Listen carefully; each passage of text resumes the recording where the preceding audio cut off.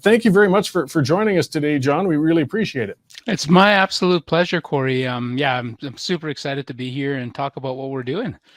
Great. Yeah. And I mean, what caught my eye with that, and I mean, your site is fantastic. And we'll go into a little of that in a little while, Hmm. too, just in general with the stories from people and things like that. But Hmm. just a positive messaging outlook. It's just saying, you know what, don't listen to all the other things.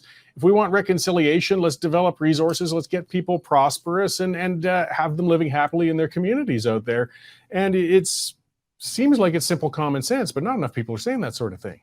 No, absolutely, yeah, and that's one of the reasons why we stood up the network. But yeah, like reconciliation. How do we achieve reconciliation? How do we look at resource development from an abundance mindset, in terms of prosperity for all? Sharing in the risks, but also sharing in the resources, and the rewards. From an equitable perspective, and how that's facilitating community engagement and self determination. And so there's so many exciting things happening that are positive for all of Canada and Canadians and the industry. So we're really excited to talk about that and to further understand it, but also celebrate what's happening and why that's important for communities and Canada. Well, it's in a large number of Indigenous communities, of course, are in isolated areas relative to our population centers. And if it isn't resource development to help them become independent, there isn't necessarily a lot there. Uh, Hmm. but it runs contrary to some people make it sound as if the discussion too, that as if everybody in the Indigenous community is all on the same page. I mean, there's multiple points of view on how much development should happen or who and where, and Hmm. you should be allowed to have that open discussion. Absolutely. Yeah. And we built the network off a poll that found that, predominantly Indigenous people and communities are in favor of resource development. And some of the consistencies are, in favor of good, meaningful development, sustainable development, which aligns with the goals of Canada, our government and industry.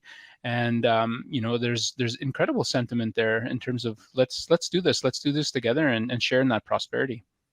Yeah, well, and nobody's got a better interest in sustainable and responsible development than the people who live in the area. I mean, you could support the development of a pipeline because if you're there to watch you make sure that you minimize impact, you're not going to go out there and make more of a mess than you have to. Hmm.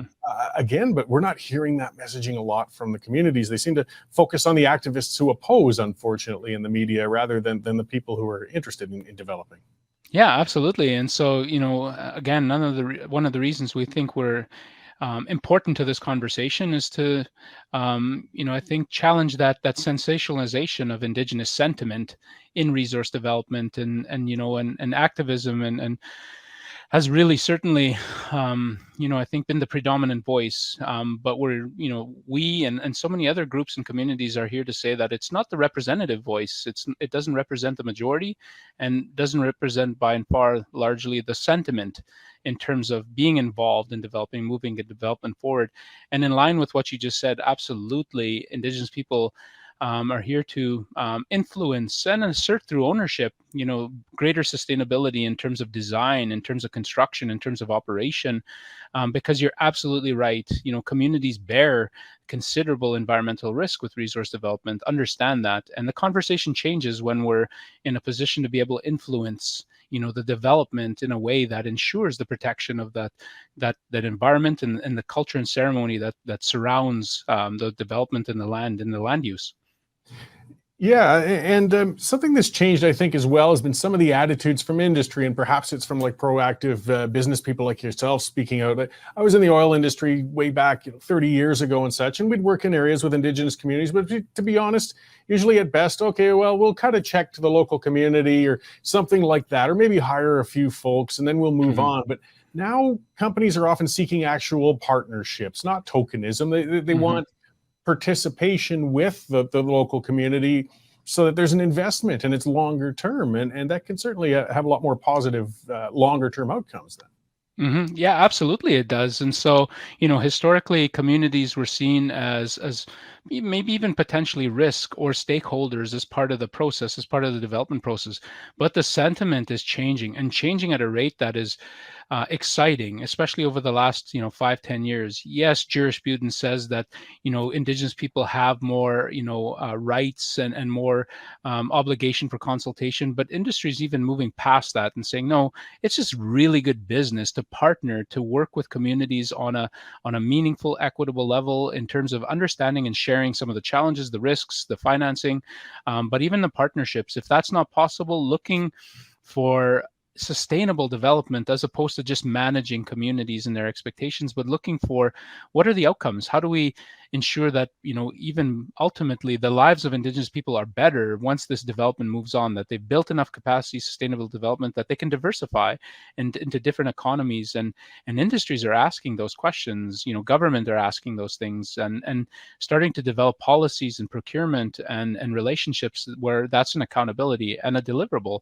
And it's exciting how that's changing. And a lot of people involved in the industry think we don't talk about that enough. We don't celebrate that. We don't reward that type of sentiment and attitude, because that's the sentiment and attitude that builds partnership and relationship, that ensures there's a lasting and a deep impact to these relationships and partnerships. Well, yeah, and having skilled participants, I mean, it's an asset in any industry. And if they're close to where you're working, you can't beat that. I mean, even just on a dollars and cents business case, it makes Mm-hmm. sense to train up people and get them invested and wanting to be a part of the project. And you have a great local resource of people to help with those things. It's unfortunate. Like I worked in the Arctic for a number of years, back when it was thought that the Mackenzie Valley pipeline was still going to happen. And there was a lot of investment though up there in the college up that way, and training people from everything from production accounting to welding, in anticipation. And that Mm-hmm. didn't happen, but those are still skills that the industry brought to people up there that they wouldn't have been able to get otherwise. And as you said, they could diversify some of those skills they could take out into other industries, even if the pipeline didn't make it. Mm-hmm. I imagine these sorts of developments in other communities can lead to that sort of broadening, I guess, of enterprise and skills. Mm-hmm.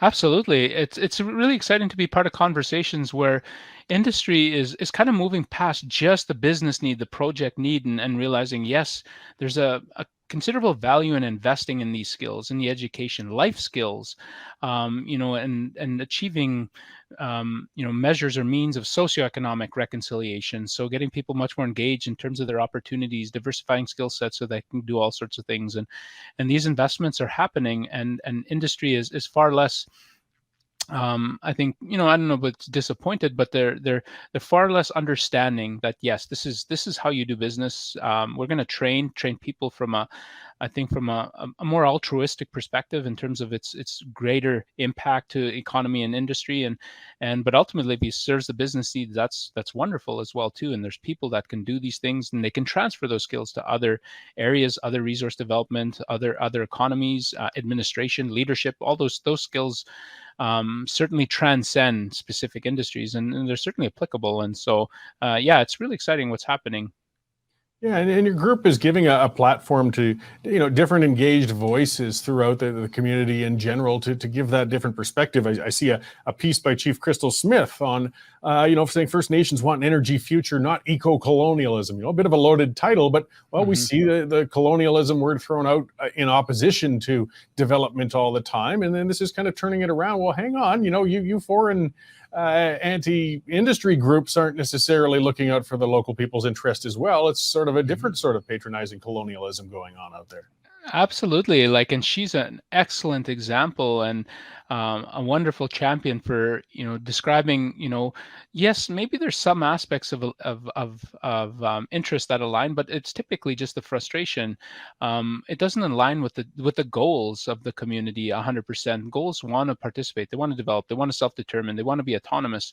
And this type of activism doesn't align with that. It doesn't contemplate what does moving forward look like, and what does it moving forward look like with communities, which I think by and far are the goals of community. To be able to make the decisions, resource development, yes or no, and to be empowered to do so. And she is an incredible spokesperson for that, and its impact on our community and making those decisions. And so, yeah, that's changing. It needs to change. It needs to change even further as we build out communities, their sovereignty, their independence, their autonomy. They're incredible economic developers, and they want to do that, and they want to develop on our terms, and in true spirit of partnership. And yeah, and more of that needs to happen. We need to talk about the things that where it's happening, and create a new standard in terms of what the international community or even just national communities sees as Indigenous sentiment and practicality and pragmatism in resource development.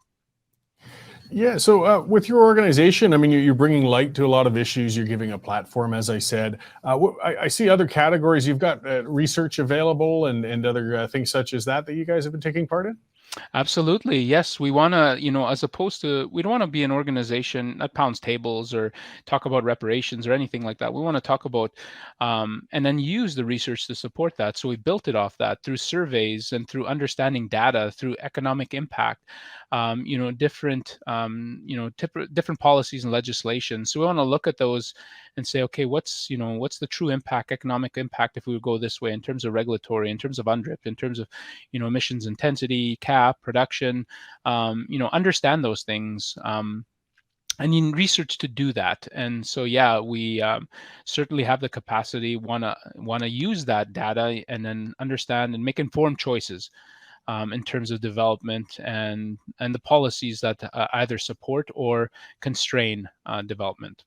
Yeah, and then we've talked a lot about oil and gas and LNG, but I know as well, you talk about other resource industries, forestry and mining, which again are very large industries that can have some serious impacts if done incorrectly, but can have some serious benefits if partnered correctly. So, I mean, those kind of get lost in the mix sometimes, but there's a lot of potential for communities in both of those industries. Oh, absolutely. And in addition, like we talk about fisheries as well too, and supporting some of the West Coast, Indigenous communities and their fishery initiatives and fish farming and stuff like that. And, there's certain policy and permitting and regulatory issues and hoping for reform that understands those.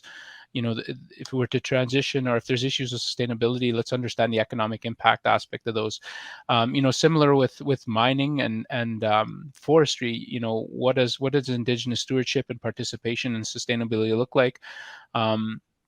And there's certainly a lot of synergy in terms of participation and sentiment in the different industries. And yeah, we're talking much more and more and more about the different aspects in those industry, right? And so, the life cycle of a mining project and development and operations and reclamation, and what's the great examples in there, and the worker participation and business participation in there. Similar with forestry, what is sustainability and stewardship from an Indigenous perspective, land rights and forest management practices. And yeah, we're diving into all the sectors to really understand what's really working. Let's celebrate and talk that and share that across all the industries. And then what's not working, we work practically, with government and industry. Again, we're nonpartisan. We don't really want to be political. We want to be advocates, but advocates with experience, lived experience, and substance through the research. And to inform conversations, good conversation, meaningful conversations. Well, excellent. Your site's a great resource, and I really like that positive messaging you guys are doing. And again, I really appreciate you coming on to talk to us about it. So where can people find more information about what you've been doing, and if they wanted to take part or just research some things or reach out to you? Absolutely. Our newly launched website is a great resource, and we're looking for people to sign up as members. And we represent Indigenous workers in business. Absolutely, please sign up as such so we can understand the impacts and your needs more. But even non-Indigenous and just the general community to support what we're doing and how we're doing. And we're active on all social media streams, quite active in LinkedIn, Twitter, Facebook, even Instagram, and so. Follow the activities, like and share if you see it. We're finding more people are much more comfortable as they start to see our messaging. It's positive, it's objective. We don't like to polarize. We don't want to start fights. We don't want to do that. We want to be very practical in application and do it in a good, meaningful way. And so, yeah, direct them to the network, direct them to the website.